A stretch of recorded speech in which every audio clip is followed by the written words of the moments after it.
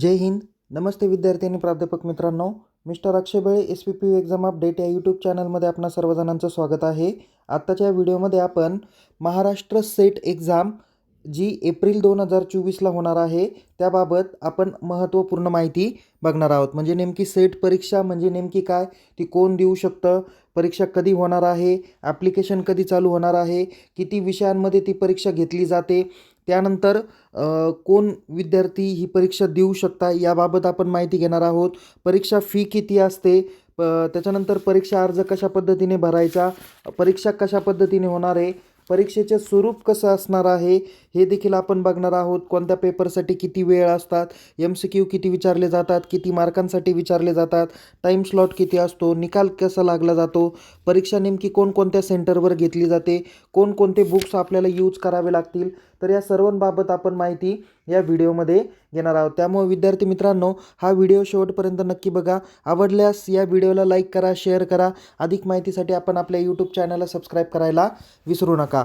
तर विद्यार्थी मित्रांनो, सगळ्यात अगोदर आपण बघूया विद्यापीठांनी आज दिनांक, तसं पाहायला गेलं तर आज 29 नोव्हेंबर 2023 आहे. बट विद्यापीठांनी 24 नोव्हेंबर 2023 रोजी एक परिपत्रक जाहीर केलेलं होतं, ज्याचा परिपत्रक क्रमांक 290/2023 आहे.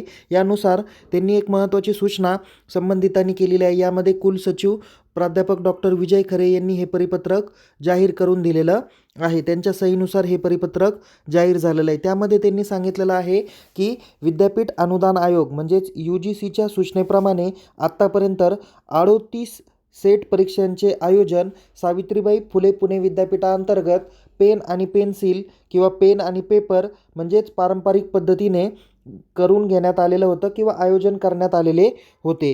तर या परिपत्रकाद्वारे त्यांनी सर्व संबंधित विद्यार्थ्यांना, प्राध्यापकांना कळवण्यात आलेलं आहे की 39वी जी काही सेट परीक्षा होणार आहे ती देखील पारंपरिक पद्धतीने म्हणजे पेन आणि पेपरच्या साहाय्याने रविवार दिनांक 7 एप्रिल 2024 रोजी आयोजन करण्याचं विद्यापीठाने ठरवलेलं आहे. आणि त्याच्यानंतरची जी काही पुढची परीक्षा होणार आहे, म्हणजे बघा एप्रिल 2024 नंतरची जी काही परीक्षा होणार आहे ती डायरेक्ट 2025 साली होणार आहे आणि ती 40वी सेट एक्झाम ऑनलाईन पद्धतीने घेण्याचं नियोजन त्यांच्यामार्फत करण्यात आलेलं आहे. आणि ते जे काही परीक्षा पुढची होणार आहे तर त्याच्यामध्ये सिलेबस हा वेगळा असणार आहे, परीक्षेचं स्वरूप वेगळं असेल, ऑनलाईनच्या जागी ऑफलाईन असू शकतं किंवा निगेटिव्ह मार्किंग पण असू शकतं. सो त्याबद्दलचं सविस्तर माहिती विद्यापीठ आपल्याला टाईम टू टाईम देणार आहेतच. तत्पूर्वी विद्यार्थी मित्रांनो, आत्ताची जी काही 7 एप्रिल 2024ची जी काही परीक्षा होणार आहे त्याबाबत आपण 1 बाय 1 माहिती घेणार आहोत.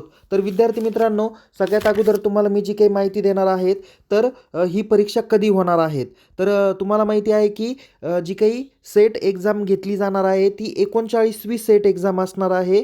कितवी असणार आहे? 39वी. याच्या अगोदरची जी काही 38वी सेट एक्झाम झालेली होती तर ती 26 मार्च 2023 रोजी झालेली होती आणि ज्याचा निकाल हा 27 जून 2023 रोजी जाहीर करून देण्यात आलेला होता. हा निकाल 6% लागलेला होता, हे आपणाला माहितीच आहे. ओके. सो याच्या पुढची जी काही एक्झाम होणार आहे ती 7 एप्रिल 2023 रोजी होणार, 2024 रोजी होणार आहे. तर याची जी काही ॲप्लिकेशन्स असणार आहे ना, हे ॲप्लिकेशन्स जानेवारी 2024मध्ये सुरुवात होणार आहे. ओके.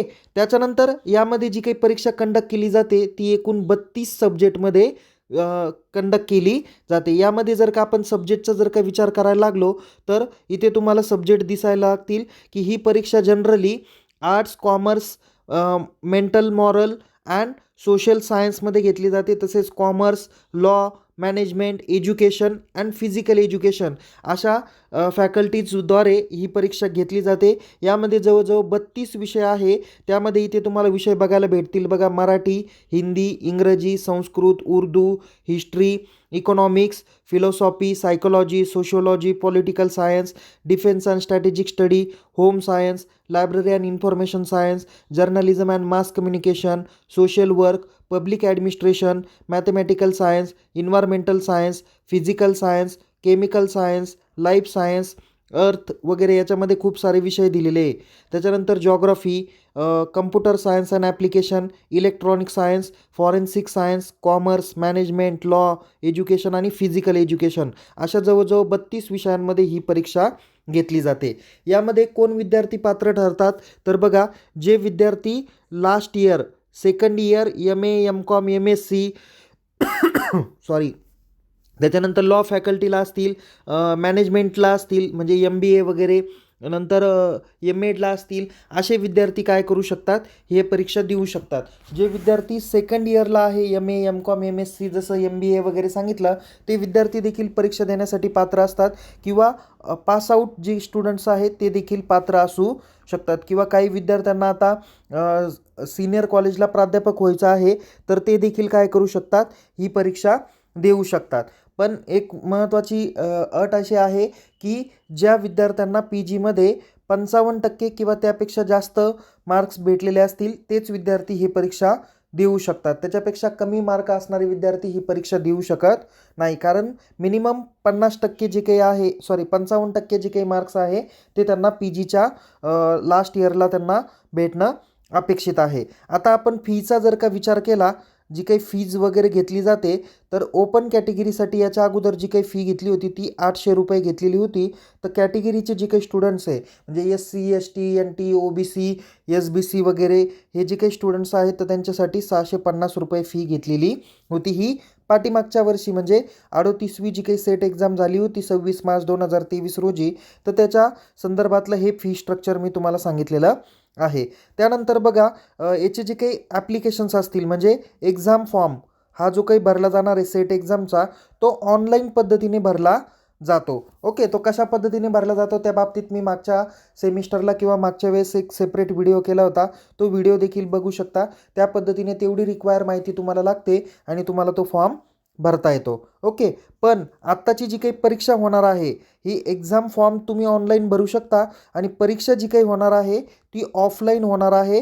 म्हणजे प्रत्यक्ष तुम्हाला सेंटरला जाऊन ती परीक्षा काय करावी लागते, द्यावी लागणार आहे. ओके, सो आता जर का आपण याच्या परीक्षा सेंटरचा जर का विचार केला तर बघा, जवळजवळ सेट एक्झाम ही 17 सेंटरमध्ये घेतली जाते. किती? 17 सेंटरमध्ये. ओके, त्यामध्ये सेंटरचे जे काही नेम आहे ते बघितले तर तुम्हाला मुंबई, पुणे, कोल्हापूर, नाशिक, जळगाव, औरंगाबाद, नांदेड, अमरावती, नागपूर, गोवा, सोलापूर, चंद्रपूर आहे, गडचिरोली आहे, अहमदनगर आहे, धुळे आहे, रत्नागिरी आहे आणि परभणी, अशा जवळजवळ 17 सेंटर्समध्ये ही परीक्षांचं आयोजन हे केलं जातं. ओके, सो आता आपण परीक्षेचं स्वरूप बघणार आहोत. म्हणजे ही परीक्षा नेमकी कशा पद्धतीने घेतली जाते. बघा, ही काय डिस्क्रिप्टिव्ह परीक्षा घेतली जात नाही, तर ही परीक्षा MCQ पद्धतीने घेतली जाते. यासाठी जे काही मीडियम असतं ते मराठी आणि इंग्लिश मीडियम असतं. ओके, आता हिंदीचा पेपर असेल तर हिंदीमधूनच ते राहणार आहे. पण याच्यासाठी जे काही मीडियम असतं ते मराठी आणि इंग्लिश अशा दोन्ही लँग्वेजमधून ही परीक्षा घेतली जाते. यामध्ये बघा, परीक्षा ही तुमची 2 टप्प्यामध्ये घेतली जाते. त्याच्यासाठी तुम्हाला 2 सब्जेक्ट्स असतात. एक पेपर नंबर फर्स्ट हा ज्याला जनरल पेपर म्हणलं जातो, तो सर्वजणांना कॉमन असतो. जो रिसर्च मेथडॉलॉजी या बेसिक्सवर जनरली जास्त फोकस असतो त्याला पेपर नंबर फर्स्ट आपण असं म्हटलं जातं. जो जनरल पेपर असतो त्याच्यामध्ये टीचिंग वगैरे ह्या सर्व पद्धतीचा अभ्यासक्रम असतो. त्याच्यानंतर पेपर नंबर सेकंड जो काही असतो तो आपल्या सब्जेक्ट रिलेटेड असतो. म्हणजे जसं की एखादा विद्यार्थी MCOM पासआउट आहे किंवा MCOMच्या सेकंड इयरला आहे तर त्याला कॉमर्समधून परीक्षा द्यावी लागेल. MBAचा विद्यार्थी असेल तर त्याला मॅनेजमेंटमधून परीक्षा द्यावी लागेल.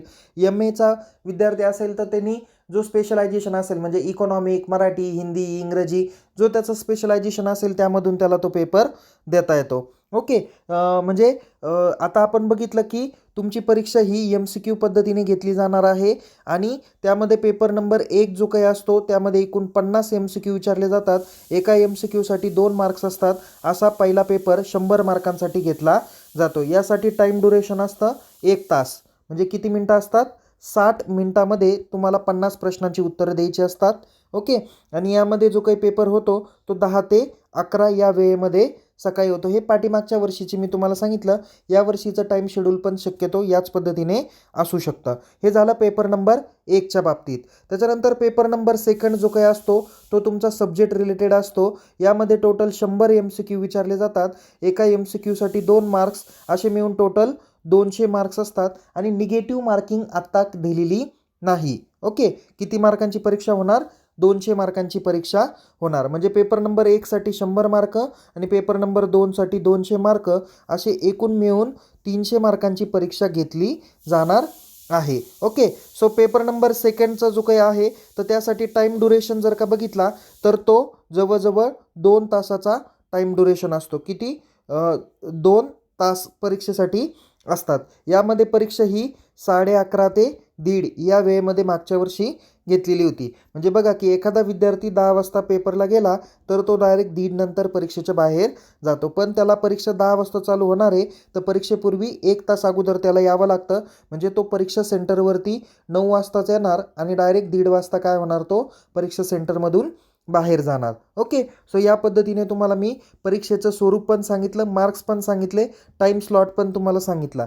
परीक्षेचा निकाल हा किमान 6% लावला जातो. म्हणजे आता तुम्हाला पासिंग क्रायटेरिया कशा पद्धतीने असू शकतो हे तुम्ही गृहीत धरा. बघा, 300 मार्कांची एकूण परीक्षा होणार तर विद्यार्थी मित्रांनो तुम्हाला किमान 70 ते 80% मार्क्स हे भेटले गेले पाहिजे. जर का तुमची ओपन कॅटेगरी असेल तर तुम्हाला किमान 300 पैकी 210च्या पुढे मार्क्स हे असणं अपेक्षित आहे.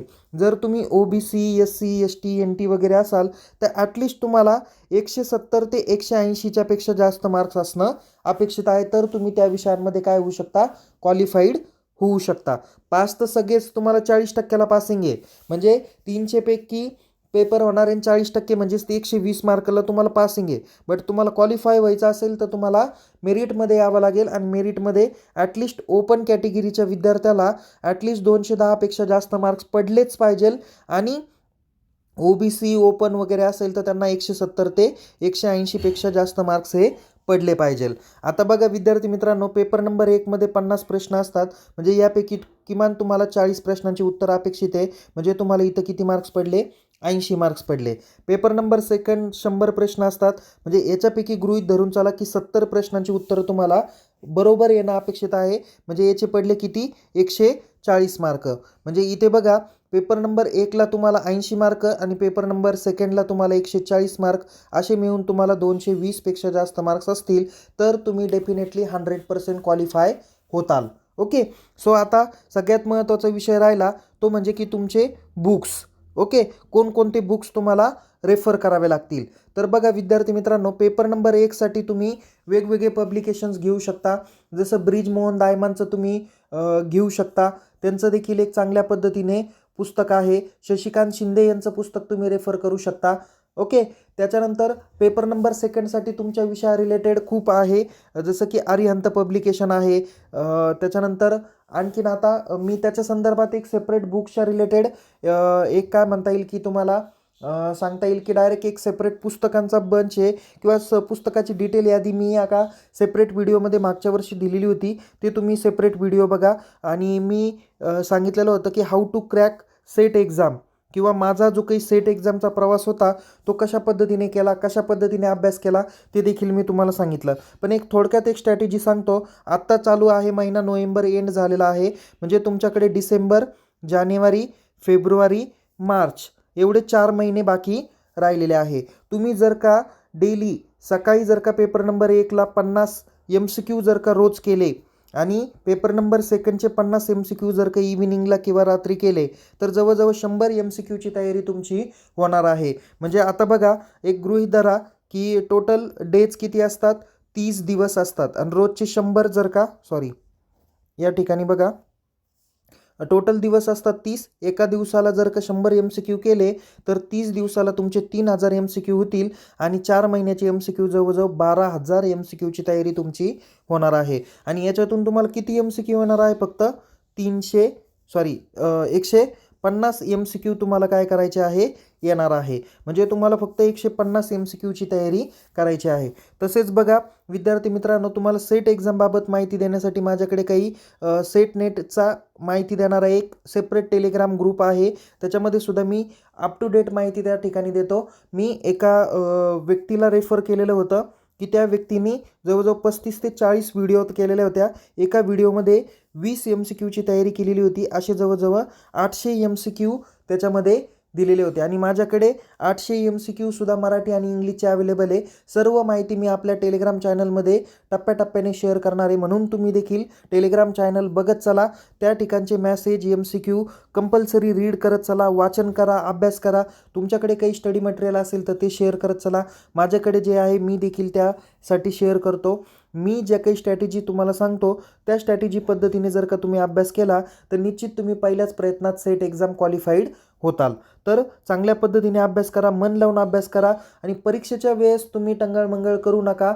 त्यावेळेस प्रश्न नीट काळजीपूर्वक वाचायचा, 4 पर्याय बघायचे आणि 4 पर्यायापैकी एक पर्यायातून तुम्हाला उत्तर लिहायचं आहे. तुम्हाला MCQ पद्धतीने एक्झाम होते आणि एक्झामचं उत्तर लिहिण्यासाठी तुम्हाला काय दिली जाते, OMR शीट दिली जाते, ज्यामध्ये सपोज 1 नंबर पर्यायासमोर तुम्हाला इथं जसं A, B, C आणि D असे 4 पर्याय. सपोज 1चं उत्तर जर C असेल तर या C ठिकाणी तुम्हाला काय करावं लागतं, गोल सर्कल करावं लागतं, ते पण व्यवस्थित करावं लागतं. 2चं उत्तर सपोज B असेल तर B त्या ज्या ठिकाणी आहे त्या ठिकाणी काय करावं लागणार आहे, गोल सर्कल करावं लागणार आहे. म्हणजे तुम्हाला प्रश्न वाचून हे सर्कल व्यवस्थित करायचे असतात. तर कशा पद्धतीने मी सेट एक्झाम क्रॅक केली ते तुम्ही माझी ती जर्नी वाचा.